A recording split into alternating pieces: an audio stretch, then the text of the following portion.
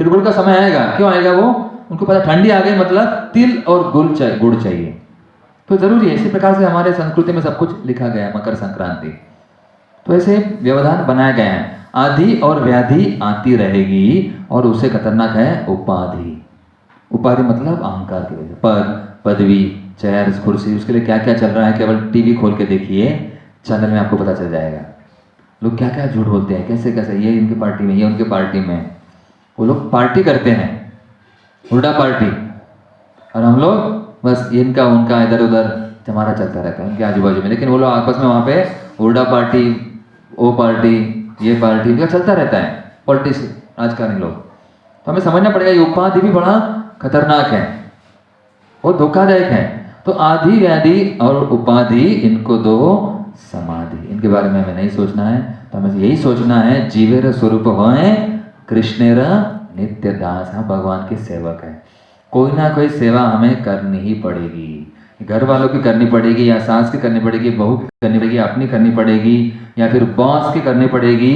कोई ना कोई सेवा तो आदमी करेगा, या इंद्रिय को तो करनी ही पड़ती है।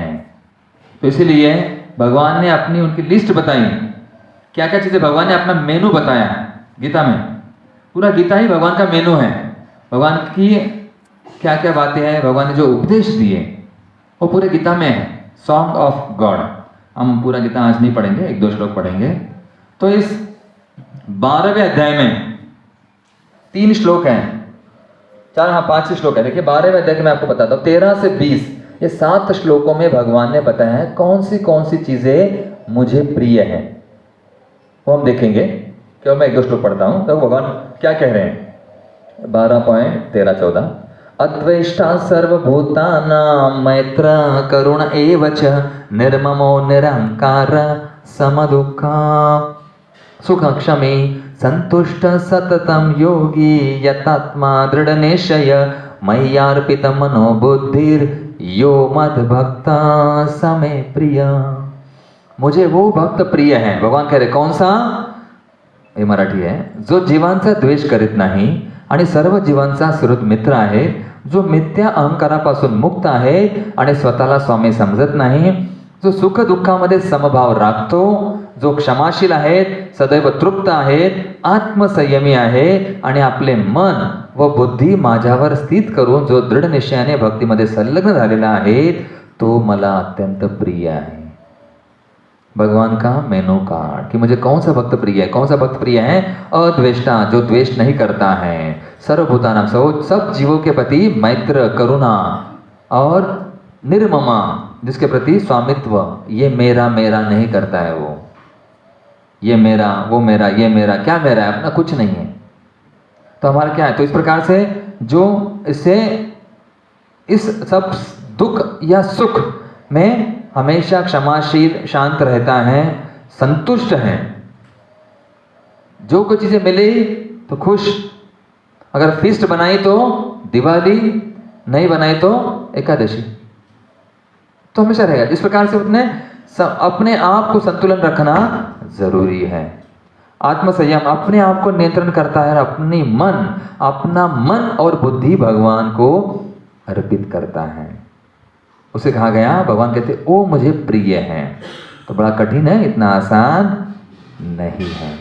ऐसे भगवान ने पूरी लिस्ट बताई है।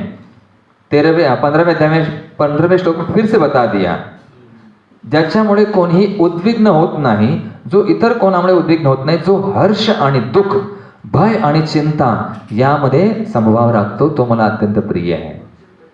दुख हो या सुख हो, कुछ भी हो, उसमें हमेशा वो समभाव, उसे फरक नहीं पड़ता है। जैसे मराठी में कहता है ना, सुखामध्ये हुरळून जात नाही आणि दुखामध्ये होरपळून जात नाही। 2 शब्द है, हुरळून आणि होरपळून। मतलब सुख आया तो एकदम जोश में, हाँ बढ़िया बढ़िया, मेरा 1 नंबर आया, 1 नंबर आया। अगर फेल हो गया तो नहीं, मैं कुछ काम का नहीं, ऐसे नहीं। ठीक है, जो मिला है, मैंने पढ़ाई नहीं की इसलिए कम मार्क मिले, अच्छी पढ़ाई ज़्यादा मार्क मिले, बस। सुख में हो या दुख में हो, हरिनाम सदा मुख में हो। हमें बस हरिनाम का अर्थ लेना है, क्योंकि हमारा कुछ परिस्थिति हमारे हाथ में नहीं होती है। ठंडी हमारे हाथ में है नहीं, शॉल, स्वेटर या टोपी, मफलर हमारे हाथ में है, ठंडी हमारे हाथ में नहीं, गर्मी हमारे हाथ में है नहीं, छाता है, ठंडा पानी फ्रिज का बोतल हमारे हाथ में है, बस। बाकी ऐसे आपने सुना होगा ना कि भगवान कृष्ण, उन्होंने जब देखा कि पूरे ब्रज में सब गायें, उनके पैर में जूता नहीं है। गाय बैल जो है सब प्राणी है, कैसे?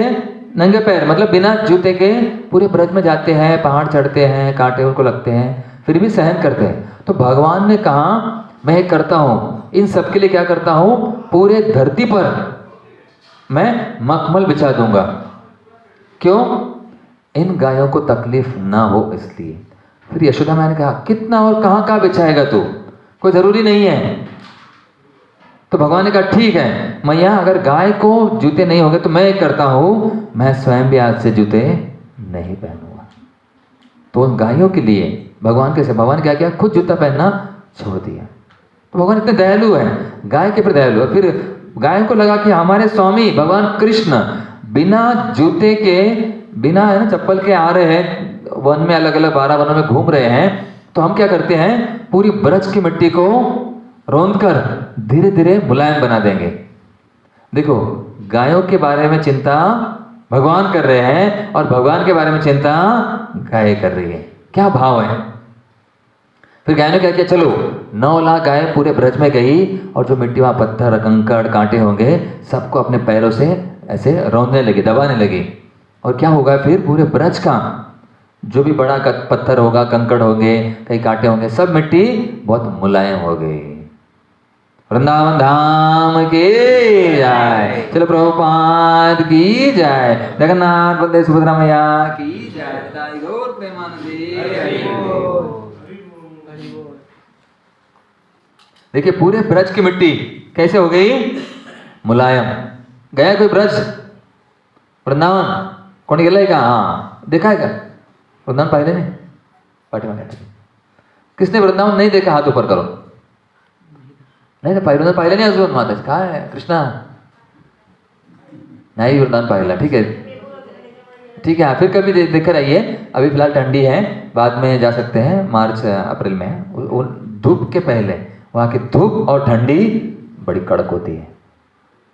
वृंदावन के कांटे, वहाँ की ठंड और वहाँ के बोली बड़ी कड़क होती है।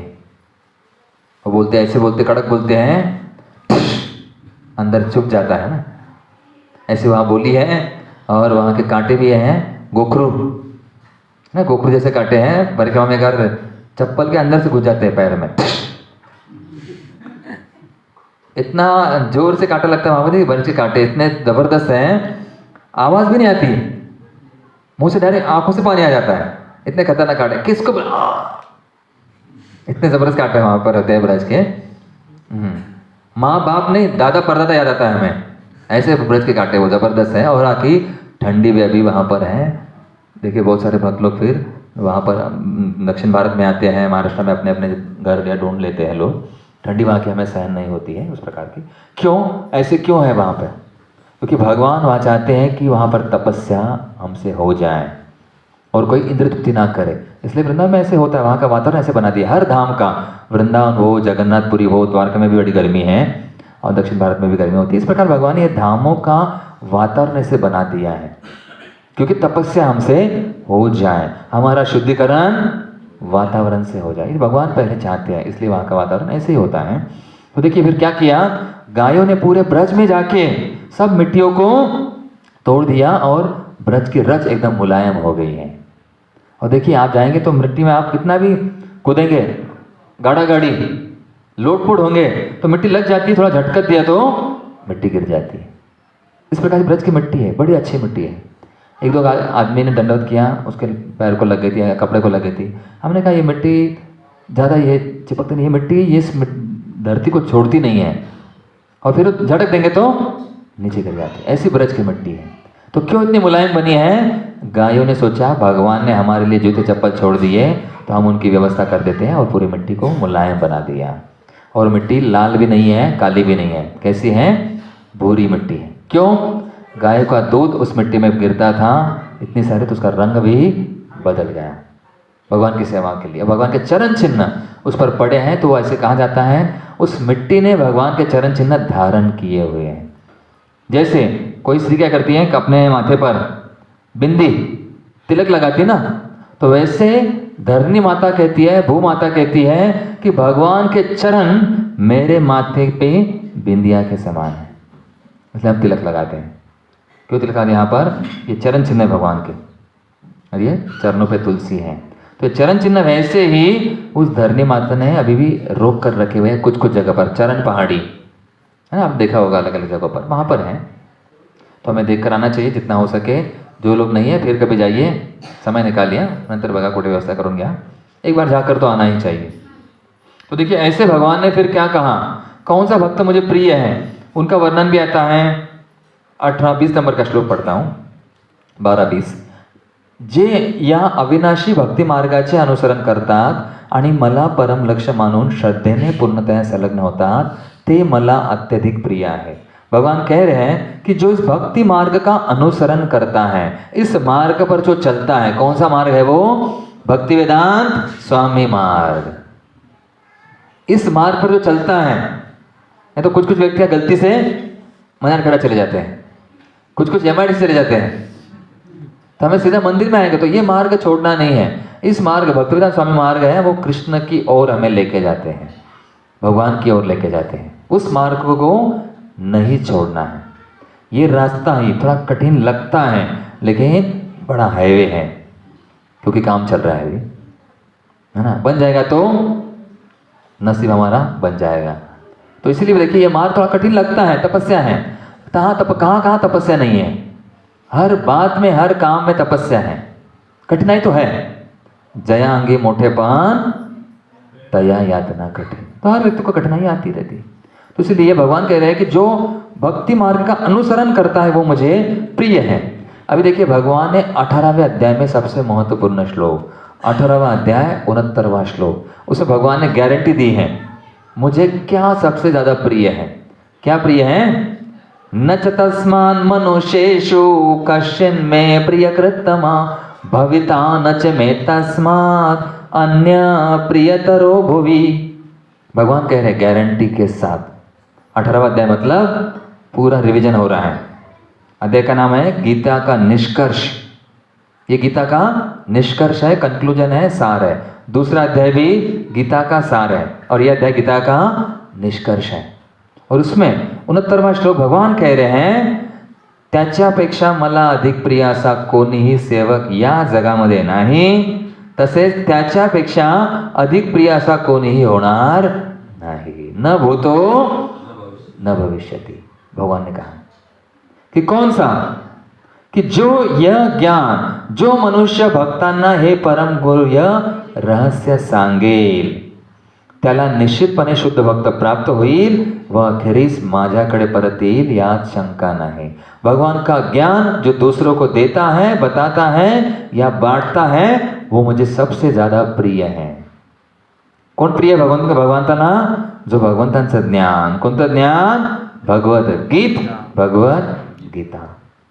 तो ये ज्ञान हमें दूसरों को देना चाहिए, बताना चाहिए, बांटना चाहिए, या उसके बारे में कम से कम लोगों के मन में वो आकांक्षा या इच्छाएं हैं वो प्रकट करनी चाहिए। वो जरूरी है, वरना क्या हो जाएगा, इस दुनिया में समस्या क्यों है? भक्ति सिद्धांत ठाकुर कहते थे दुनिया में समस्या इसलिए है कृष्ण भावना का अभाव। There is only one problem in this world, that is lack of Krishna consciousness. Krishna भावना का अभाव, यही इस दुनिया की समस्या है। तो अब कृष्ण भावना का अभाव नहीं, कम से कम प्रभाव लोगों के बीच में हम लोग बता सकते हैं कि इसमें शक्ति है। ये ज्ञान भगवान ने बताया हुआ ज्ञान लोगों को बताना है, समझाना है, या इसके बारे में जानकारी देनी है। लोगों को हमने पूछा गीता किसने कही?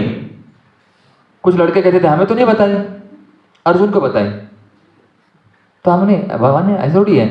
मोदी जी ने 2000 के नोट किसके लिए बंद की? हाँ, उन्होंने हमें थोड़ी बताया, हम तो चलाएंगे। आए कोणाकडे? नहीं ना, ये तो उंडी आई था।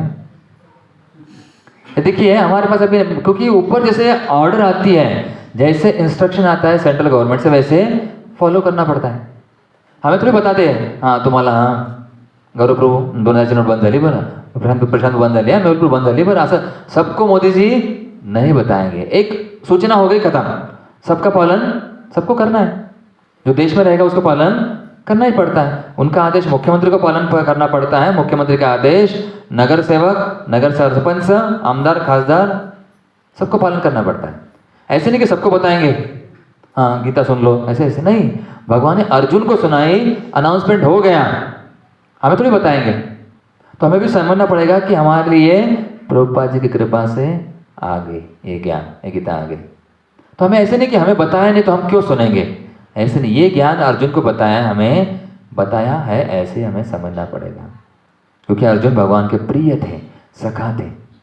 हम लोग वहाँ पर थे क्या? नहीं थे। तो इसलिए हमें ये ज्ञान प्रभुपाद जी की कृपा से, भक्तों की कृपा से, आचार्य की कृपा से आ रहा है, मतलब बड़ी बात है। तो ये ज्ञान दूसरों को देना है।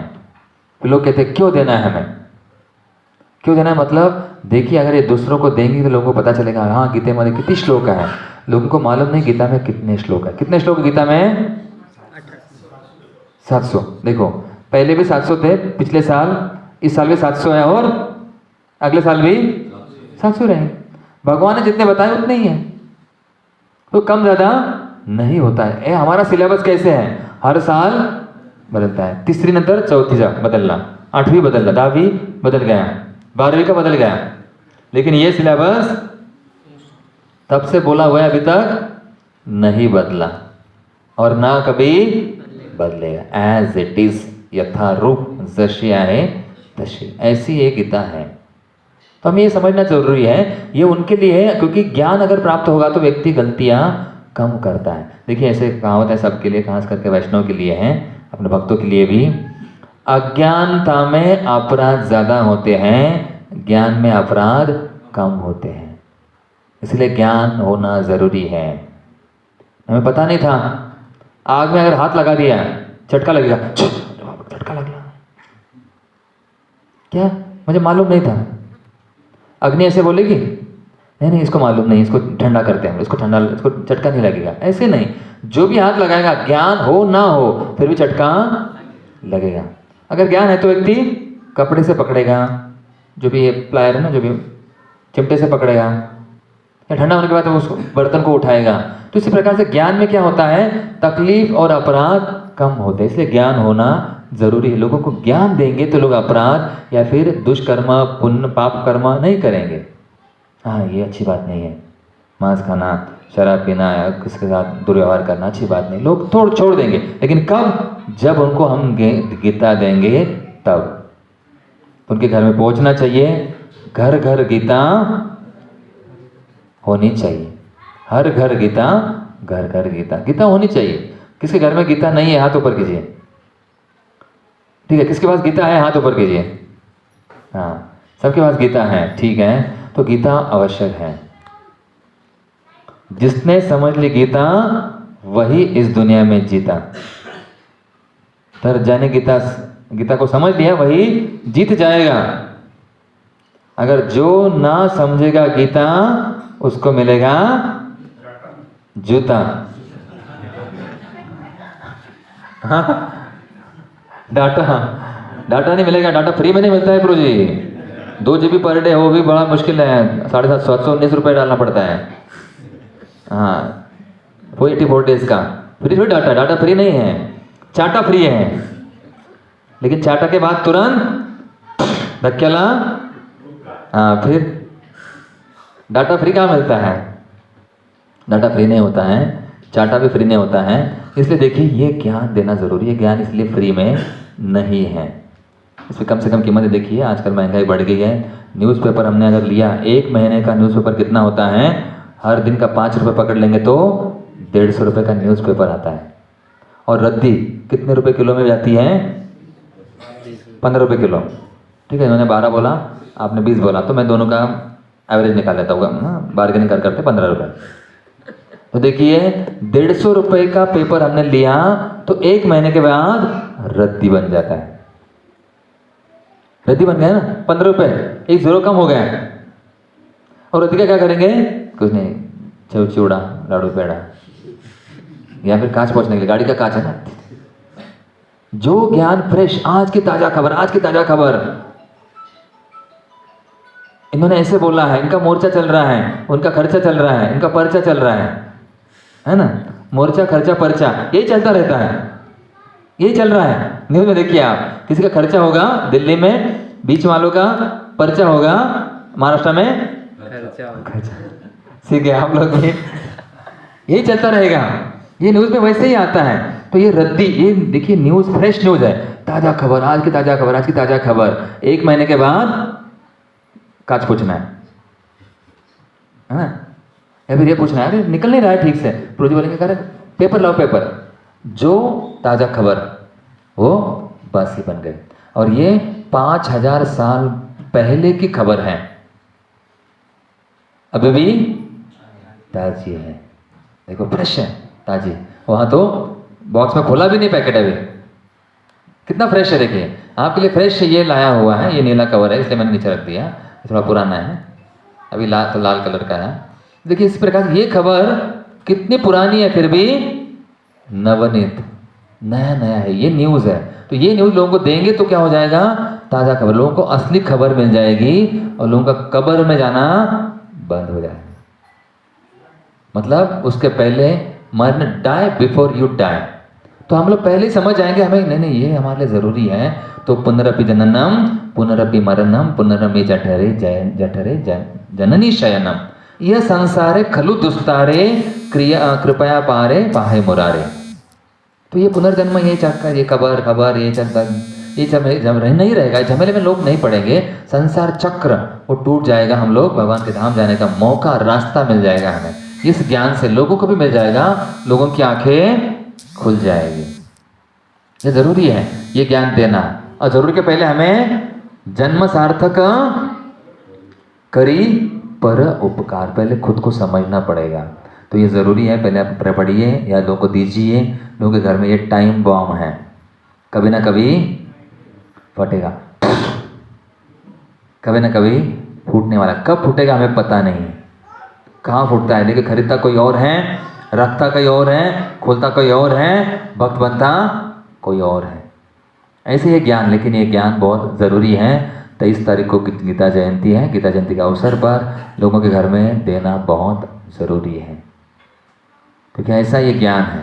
देखिए, और ये ज्ञान क्या करेगा, हमें रद्दी नहीं बनाएगा, हमें गद्दी दे देगा। ये ज्ञान रद्दी से बचाएगा, हमें भगवान के चरणों की, वहाँ चरणों में आश्रय दे देगा हमें। ये ऐसा ये ज्ञान है। हमारे दिमाग में तो पेपर पढ़ पढ़ के रद्दी बन जाता है, 150 रुपये में हम लोग रद्दी लेते हैं और फिर उसके बाद पहुँचने के लिए लगा देते हैं। लेकिन ये ज्ञान हमारे लिए कहो, किसी और के लिए कोई ना कोई खोलेगा, कहीं पढ़ेगा, कभी ना कभी हम तो पढ़ेंगे कम से कम।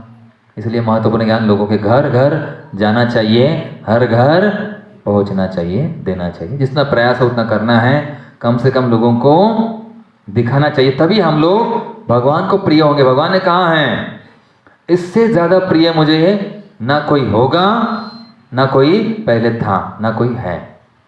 तो भगवान को प्रिय बनना है तो यह ज्ञान न सिर्फ दूसरों को देना ज़रूरी है, देना या बताना है, या इनके बारे में जानकारी लोगों के बीच में आप प्रसारित करो। ठीक है, तो कौन कौन करेगा वे, कौन कौन आएगा मैदान में, चलो मैदान तो करना जरूरी है। हाँ ठीक है, जैसे हो सके, जितना हो सके। अलग अलग माध्यम है, मैं केवल पढ़ता हूँ गुरु जी। हाँ, 3 लोगों ने हाथ पर, जैसा जैसा हो सके किसको दिखाना है। पिछली बार मैंने कहा था, याद है क्या? नहीं याद है, ठीक है, मैं फिर से बताता हूँ। एक बार स्कूल में छोटे बच्चे थे, उनका बड़ा सा है, याद है? नहीं याद है ना, ठीक है, मैं फिर से बताता हूँ, मैं दोहराता रहता हूँ हर लेक्चर में। तो देखिए, वो एक स्कूल में छोटे बच्चे थे, केजी या बहुत छोटे थे, उनको मालूम ही नहीं था क्या पढ़ना लिखना, अक्षर क्या होता है। छोटे बच्चों का बड़ा कल्चरल प्रोग्राम, सांस्कृतिक कार्यक्रम था। और फिर क्या हुआ, वहाँ पर बड़े बड़े लोग, मंत्री आए, संतरी आए, आमदार खासदार आए, और फिर बड़े प्रिंसिपल भी आए, ट्रस्टी भी आए। सब लोग चेयर पे बैठ गए और छोटे बच्चों को कहा, जाओ, उनके हाथ में बड़ा बोर्ड दे दिया, बोर्ड लेके जाओ, वहाँ खड़े रहो, 1 नंबर पे यहाँ तो खड़ा रहे। मैडम क्या करना है, मैडम क्या करना है? बेटा उधर जाओ, खड़े रहो वहाँ पर उस कोने में। तो वहाँ बैठी, वो गया। फिर कैसे गया, बोर्ड लिया, ढैंग टैंग टिंग ढैंग टैंग टिंग ढैंग टैंग टैंग टिंग। ऐसे उसने किया, वहाँ खड़ा हो गया पहला बच्चा। दूसरा आया, मैम मैम क्या करना है, उधर जाके उसके बाजू में खड़े हो, ठीक है। ढैंग टैंग टिंग ढैंग टैंग टिंग ढैंग टैंग टैंग टिंग। दूसरा आया, तीसरा है, तीसरी लड़की छोटी, मैडम उसके बाजू में खड़ा हो, ढैंग टैंग टिंग ढैंग टैंग टिंग ढैंग टैंग टिंग टिंग। तीसरा खड़ा हो गया। फिर चौथा आया, क्या करो हम वैसे, हाँ ठीक है मैम, ढैंग टैंग टिंग ढैंग टैंग टिंग ढैंग टैंग टिंग टिंग। पांचवा खड़ा हो गया। फिर पांचवा, मैडम डर लगता है, नहीं जाओ वहाँ पे, हाँ ठीक है मैडम। पांचवा भी, ढैंग टैंग टिंग ढैंग टैंग टिंग ढैंग टैंग टिंग टिंग। 5 लड़के खड़े हो गए, और जैसे 5 लड़के एक लाइन में खड़े हो गए, पूरे लोग तालियां बजाने लगे। मंत्री संतरी आमदार है बड़े बड़े, हाँ मंत्री, हाँ जो छोटे बच्चे कितने होशियार है, डर रहे थे सामने आए। फिर पीछे वाले एक लड़के की बहन थी, अब मैडम उस पर क्या लिखा है, लोग तालियां क्यों बजा रहे, खड़े क्यों हो गए ऐसे। बेटा उस पर लिखा है सुस्वागतम, वेलकम, तो सबका स्वागत कर रहे हो लोग। तो छोटे बच्चे का ये भाव देखे सब लोग खड़े होकर ताली बजाए। तो बच्चे हमारा स्वागत किया, बच्चों ने खड़े होकर, शर्मा रहे थे, डर रहे थे, फिर भी आगे आए, एक लाइन में खड़े हुए। इस प्रकार देखो बच्चों ने क्या किया, कुछ नहीं किया। उनको ना पता था इसके ऊपर क्या लिखा है, क्या है इसमें, कुछ मालूम नहीं। उन्होंने खुद लिखा है, क्या लिखा है कुछ पता नहीं है, फिर भी क्या किया उन्होंने, केवल ढैंग टैंग टिंग ढैंग टैंग टिंग ढैंग टैंग टिंग टिंग, इतना ही किया। ऐसे डैंटिंग कर रहे उन्होंने केवल एक्टिंग किया। तो हमें भी क्या करना है, ढैंग टैंग टिंग ढैंग टैंग टिंग ढैंग टैंग टिंग टिंग, बस एक्टिंग करना है। आज इसके अंदर क्या है नहीं पता नहीं, वो भी है क्या है, तो लोगों को केवल लोगों को प्रयास करना है, लोगों को दिखाना है बस, देखो, और जिसके नसीब में है वो ले लेगा, बस उन बच्चों के जैसे। तो कौन बजाएगा फिर, हमारे तालियां आचार्य हैं, प्रभुपाद जी हैं, वैष्णव हैं, गुरुवर्य हैं, भगवान है, खुश हो जाएंगे, मेरा संदेश लोगों को दे रहा है, वो खुश हो जाएंगे, वो तालियां बजाएंगे, खड़े हो जाएंगे हमारे लिए। ऐसे आचार्य प्रभुपाद जी की कृपा हो जाएगी। प्रभुपाद जी कहते हैं मैंने इतनी मेहनत के साथ ये ग्रंथ लिखे हैं, कम से कम तुम इनको दूसरे के पास पहुंचाओ। इस प्रकार प्रभुपाद जी कहते हैं if you want to please me distribute my books, मेरे ग्रंथ का वितरण करो अगर मुझे प्रसन्न करना है तो। हमें ग्रंथ क्या करना है, केवल एक्टिंग, ढैंग टैंग टिंग ढैंग टैंग टिंग टिंग, बस। कोई लेगा कोई नहीं लेगा, लेकिन हम लोग कम से कम स्पर्श करेंगे। प्रभुपाद जी से हम कहते थे जिसने ग्रंथ को स्पर्श भी किया उसको कृपा प्राप्त होगी, कम से कम अगला जन्म वो मनुष्य जरूर बनेगा। तो लोगों को हम लोग प्राणी बनने से रोकेंगे, मनुष्य बनवाएंगे। जैसे एक बार मैं ट्रेन में गया था, स्वारगेट पर बस में, वहाँ स्वारगेट से पूना में स्टेशन पर, तो एक विजापुर गाड़ी थी। तो वहाँ के ड्राइवर को, मैंने कंडक्टर को पूछा बुक दिखाना है। कंडक्टर ने तिलक लगाया था, अच्छा था, कन्नड़ कंडक्टर था। बोले हाँ ठीक है। अब मैंने बोला दिखाओ, हाँ दिखा दो, कोई प्रॉब्लम नहीं है, अच्छा है। उन्होंने अनुमति दे दी बस में, मैंने अनाउंस किया, दिखाया लोगों को, कुछ लोगों ने ले लिया। थोड़ा बस में जाने के लिए समय था, ड्राइवर अभी तक आया नहीं था। कंडक्टर को कहा आप तिलक लगाए हुए अच्छे लग रहे हो, आप भी ले लो गीता। नहीं मैं नहीं लूँगा। मैंने कहा ले लो गीता। नहीं मैंने हाथ तो लगाओ। नहीं मैं हाथ नहीं लगाऊंगा। मैंने कहा क्या इतना आपने तिलक लगाया, अच्छा है आपने मुझे अनुमति दे दी, आपके अनुमति से मैंने वितरण कर रहा हूँ। नहीं मैंने क्या हुआ आपको, क्यों बुरा लग रहा है। बोला अगर गीता को हाथ लगाया, अगर ले ली तो मुझे भी घर द्वार छोड़ना पड़ेगा, मैं भी आपके जैसे बन जाऊंगा। ऐसे उसको लगा। मैंने कहा ऐसे नहीं होता है, क्या विश्वास, मतलब उसका क्या विश्वास है। मैंने बोला अरे बाप रे, आपका तो बहुत मुझसे ज़्यादा विश्वास है कि गीता को हाथ लगाऊंगा या ले लूंगा तो मैं भी साधु बन जाऊंगा आपके जैसे।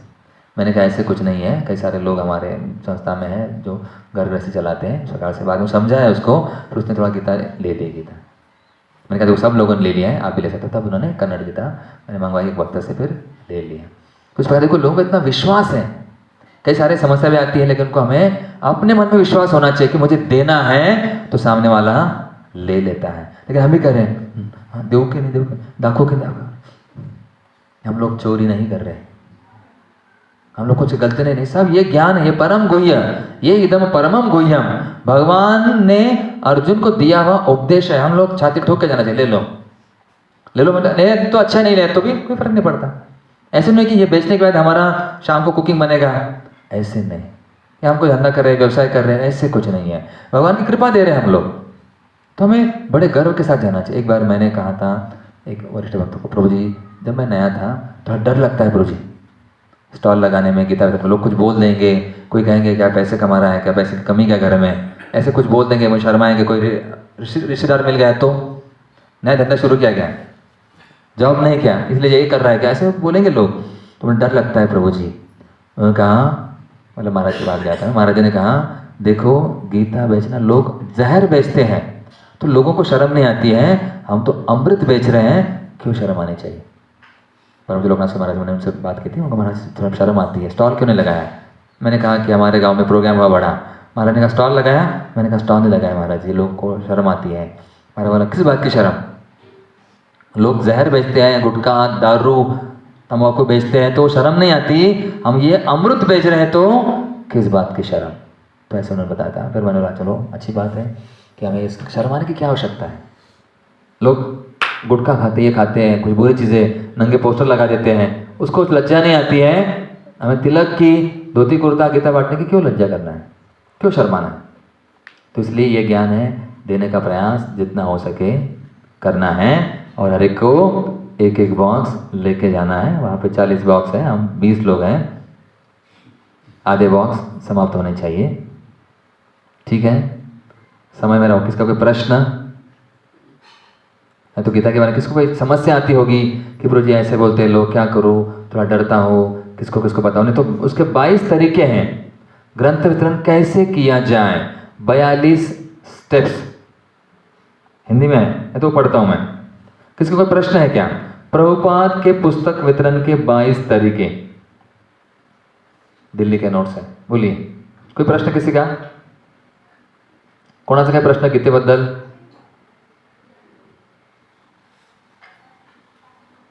फक्त काही प्रश्न विचारू नका, मराठा आरक्षण कधी मिळेल, सरकार टिकेल का नहीं, वो प्रश्न मुझे पता नहीं, वो बाद में चल जाएगा। वो प्रश्न, हाँ भविष्य मालिका का कोई बता सकते हैं वो जगन्नाथपुरी की, उसके बारे में कुछ। भविष्य मालिका ग्रंथ या ना, क्या ग्रंथ ही है, हाँ नहीं ग्रंथ के देखिए जगन्नाथपुरी में भी, वहाँ पर उनका पुराण थोड़ा अलग है, वहाँ शास्त्र उनमें कुछ चीज़ें ऐसे होती है, वहाँ पर लिखा गया होता है जैसे नवकलेवर कब होगा, कैसे कैसे कार्य करना, उनके कुछ नियम है, जगन्नाथ जी के विशेष कुछ नियम होते हैं, वो उसमें हो सकते हैं, उनके बारे में ज़्यादा मुझे पता नहीं है।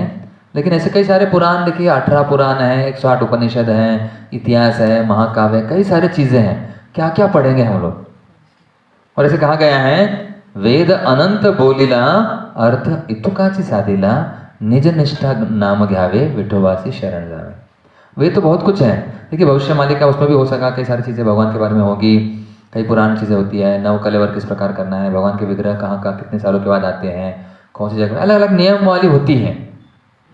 जैसे पंढरपुर में भी है ना, बड़वे जो लोग हैं, बड़वे जो होते हैं पुजारी, उनके पास भी कुछ विधि, कैसे पूजा अर्चना करनी है, षोडशोपचार कैसे करना है, कुछ जैसे मनु संहिता में कुछ चीज़ें होती हैं।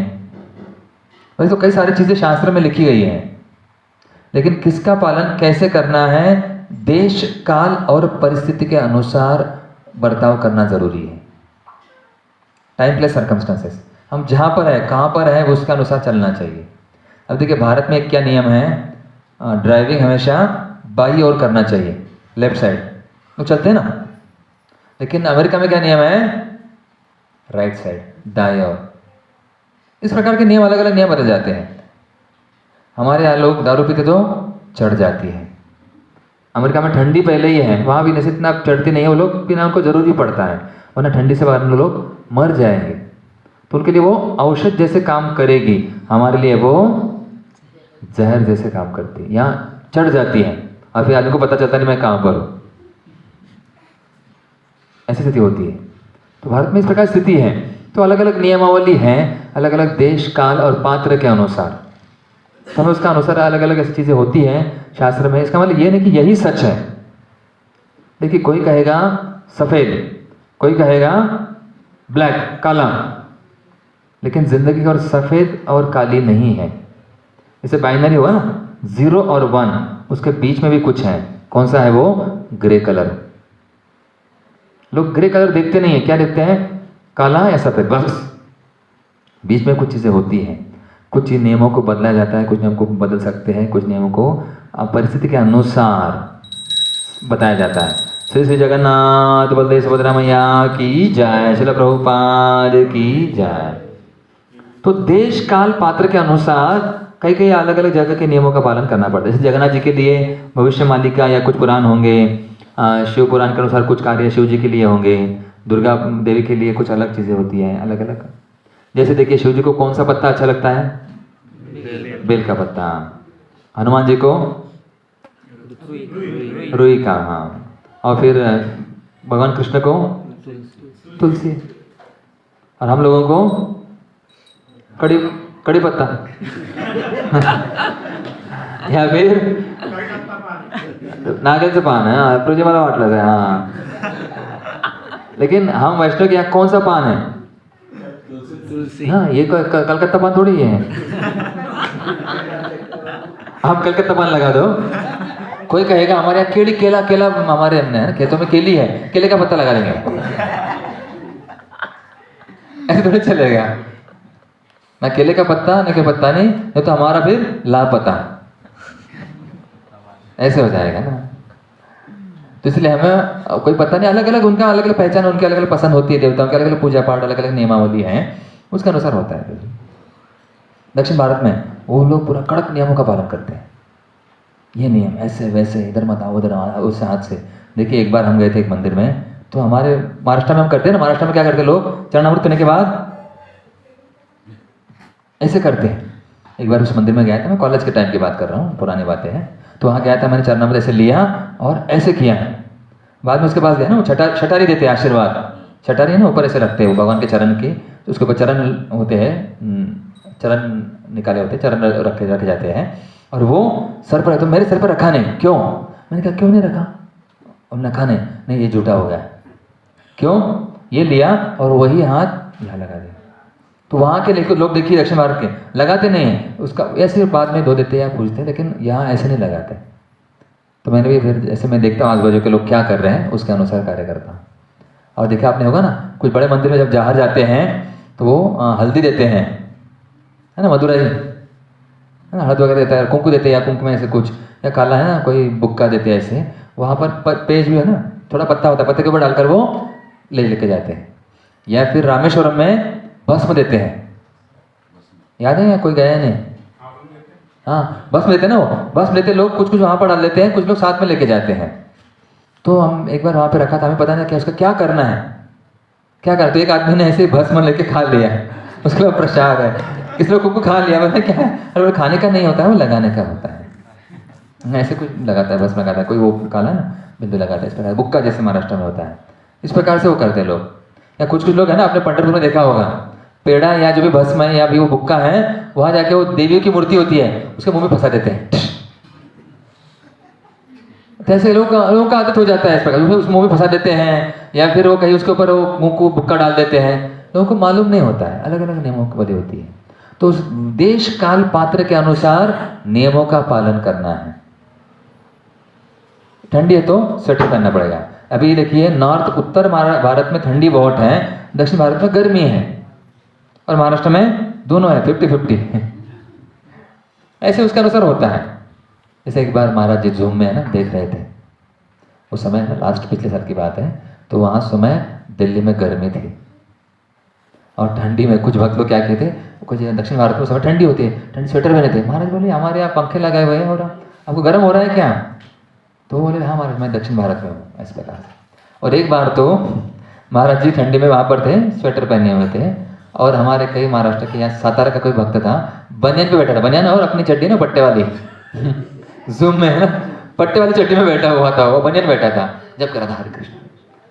महाराज बोले कोई इनको फोन करो, सब लोग आपको देख रहे हैं ना, 3000 लोग देख रहे हैं, हमें ठंडी लग रही है और उसको गर्मी, कम से कम कुर्ता तो पहन लो, जूम में सब दिख रहा है ना। लोगों को पता, लोगों को लगा मैं किसको भी देख नहीं रहा है, गर्मी है तो लोग बनियान पर रहते हैं, लेकिन जूम पे थोड़ा संभाल कर रहना चाहिए। महाराज ने बोला फिर किसको बताया, उसका वीडियो ऑफ कर दो, या फिर उसको बोले कपड़े पहन लो कम से कम। वो अंडर पैंट है ना जो भी ऐसा अपना होता है, पट्टे वाली है महाराष्ट्र में, ऐसे महाराज ने बोला उनको थोड़ा कॉन्टैक्ट करो, हमारे इसका पहचान वाला है, फिर फ़ोन कर दिया, उसने वीडियो ऑफ कर दिया, बाद में शर्ट पहन लिया। इस प्रकार हमें समझना चाहिए, इस प्रकार ठंडी होती है कहीं गर्मी होती है, वैसे रहन सहन बदलना चाहिए। जैसे देखिए हमारे यहाँ क्या खाते हैं लोग, भाकरी या फिर चपाती। दक्षिण भारत में नहीं होती, वहाँ केवल राइस दाल है, इडली डोसा। और इडली से हमारा पेट ही नहीं भरता है, राइस से। और उत्तर भारत, पंजाब में क्या करते हैं, मक्के की रोटी या फिर तंदूरी। और तंदूरी हमारे यहाँ टूटती ही नहीं है, करवट से मशीन में डालना पड़ेगा उसको, वखार पे जाना कर है ना, रोटियाँ तोड़ के लाओ। ऐसे हमारे लोग हैं।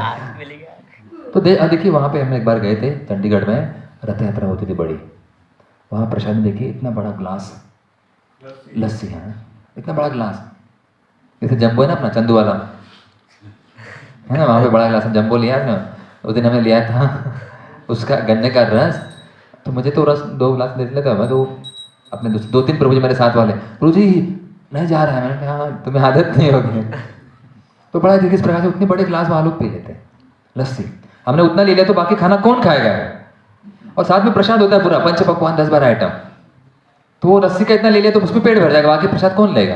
लेकिन वहाँ के लोगों का तबियत ठंडी वंडी रहती है, अच्छा ले लेते हैं लोग। तो इस प्रकार से देखिए अलग अलग स्थिति होती है।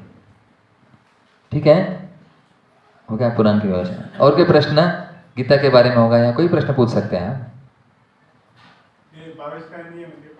अच्छा 42 नियम, ओके ठीक है।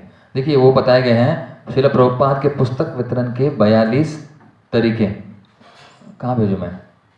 ग्रुप, कौन सा ग्रुप में भेजा? मेरे राधा राजबेर। मैं उसमें मैं नहीं हूँ। देखो मैं एक करता हूँ, हरे कृष्णा हरे कृष्णा कृष्ण कृष्ण हरे हरे, हरे राम राम राम हरे हरे।